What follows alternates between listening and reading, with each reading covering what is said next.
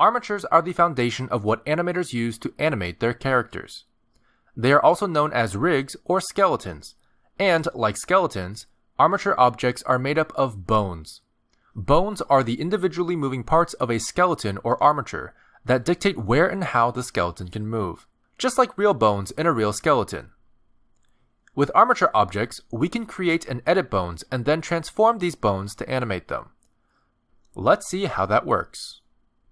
First things first, you can add armatures to your scene by going to the Add menu and selecting Armature. This will add an armature with a single bone. The cube is a bit in the way, so let's hide it for now in our outliner.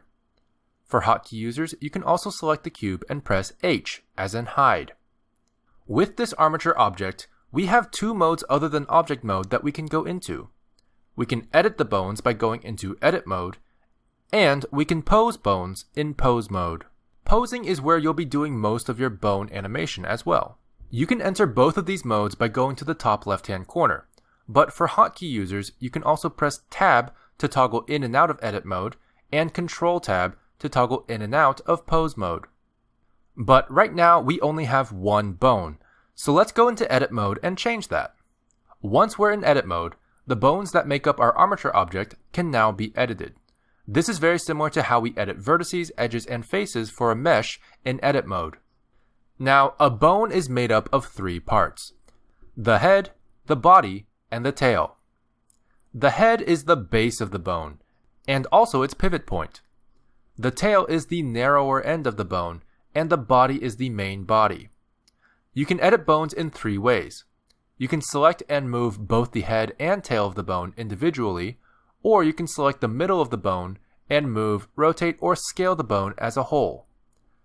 Now that we know that, I'm going to very quickly try to rig the spine of this character. You can download this character in the description down below. Let's go ahead and add an armature object like we did before, and then go into edit mode and drag the tail of our bone all the way up to the top of his head. If we want to add more bones, we can also do that in a number of ways. Using the Add menu at the top, we'll add a new single bone, not parented to any existing bones, which you can then move wherever you want. But if we want to attach it to our existing bone, we'll have to parent one to the other. Parenting plays a huge role in armatures and bone relationships, as it drives the foundation of how a rig moves. When we select our new bone and parent it to our existing bone in edit mode, you'll find a few different options: Connected and Keep Offset. Connected will automatically move the entire child bone to the location of the tail of the parent bone. This is because connected bones must share a head and a tail. This is great for bone chains like spines, where the joints are perfectly shared. However, Keep Offset will ignore this requirement and act similarly to how object parenting works, where transformation is inherited regardless of the child's relative position to the parent. This is great for ears or eyes, where the pivot of the deformation doesn't relate to the parent's tail position. Another way to create bones is to simply select a bone and subdivide it. This is done by using the right-click context menu and selecting Subdivide. This will turn your selection into a chain of connected bones. As usual, you will have an operator panel appear in the bottom left that you can expand and adjust the number of cuts. But you can also extrude new bones from existing bones by using the Extrude tool. This can be found in the left-hand side Quick Tools menu in the same way the Extrude tool is used on meshes. For hotkey users, you can press E as an extrude as well in the same way. You can extrude bones from the head or the tail of a bone. Make sure you have one or the other selected and use the Extrude tool. You can also extrude multiple bones depending on how many heads or tails you have selected. Bones created from extrusion are connected by default. You can disconnect these bones by unparenting them, which can be done through the right-click context menu, going to Parent, and selecting Clear. For hotkey users, you can also press Alt-P. However, here we'll see two options pop up. Disconnect will disconnect the bones, allowing you to move them away from the tail without affecting the bone it was connected to. But it will keep the bone parented to the other bone with an offset. Does this sound familiar? Well, that's because this is the same state as the Keep Offset option when parenting bones. On the other hand, selecting Clear Parent will disconnect and sever the parent-child relationship completely.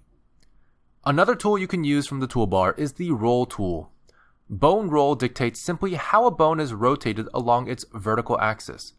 This is typically its local y-axis. Why would you want to use the Roll tool? Well, assuming you have something simple like an elbow to deform, and you know elbows only bend in one direction, you would want that direction to be along an axis of rotation, x, y, or z. To view the axes of your bones, simply go to the Armature Data tab of your Properties editor, denoted by this green stick figure icon. Then go to Viewport Display and check Axis. Suddenly, all of your bone's axes will become visible. You can use the Roll tool by simply left-click dragging anywhere in the viewport to rotate the axes of the bone to align with how you want it to transform later. You can also edit the roll in the Bone tab of the Properties editor, denoted by this green bone icon. Simply left-click drag the roll value or left-click tap and enter a number manually. And the last bone editing tool you can select is the Bone Size tool. This is not the same as scaling the bone, and you'll notice that if you left-click drag, it doesn't do anything. That's because these changes are only visible with a different bone display. Simply go back into the Armature tab of the Properties editor. Under Viewport Display, we can open this drop-down to select different kinds of bone displays. For the Bone Size tool to reflect any changes, you'll want to choose either the B-bones or the envelopes display. Now, when we left-click drag this tool, you can see the width of our bone changing. You can read more about what each of these bone types do in the official documentation, which you can find in the description down below. But most of the time, you can choose one based on preference. I typically keep it on octahedral, but some people prefer stick, for example, to simplify the visuals. Now, let's go ahead and talk about how to use these bones for animation. In order to do that, we need to understand how pose mode works. Let's go into pose mode by either selecting it from the drop-down or pressing Ctrl Tab. This will then turn all of our selected bones blue. Transforming a bone here will actually record location, rotation, and scale in the individual bone data. With this, we can finally add keyframes for these bones in pose mode by right-clicking and going to Insert Keyframe, Lock Rod Scale. This lets us animate. But you may have noticed that when we move our bones, our character still doesn't move. So how do we make sure our bones actually move our character? In Object Mode, we can simply select the mesh, Shift-select the Armature object, and open the Parenting menu either through the right-click context menu or Ctrl-P. You then might notice the option for Armature Deform, with 3 sub-options below that. The most commonly used one is with automatic weights, as it gives us a great starting point, but feel free to read up on the other 2 options in the official documentation. Once we've selected this, you'll notice that when you transform individual bones, each bone has been assigned a group of vertices that will deform with it.